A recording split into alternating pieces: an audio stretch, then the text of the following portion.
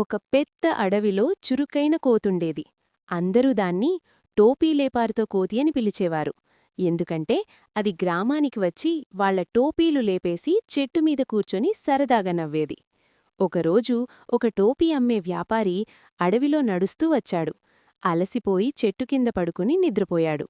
అతని బుట్టలో రంగురంగుల టోపీలు మెరిసిపోతున్నాయి.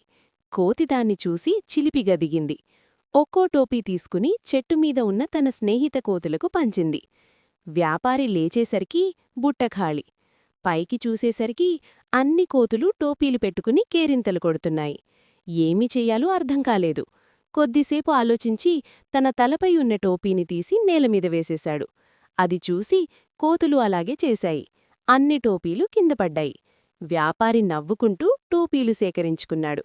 కోతి మాత్రం చెట్టుమీదునుంచి మళ్ళీ కలుద్దాం అన్నట్టుగా చేతులూపింది. నీతి: చురుకుదనం ఉంటే సమస్యలకు సులభంగా పరిష్కారం దొరుకుతుంది.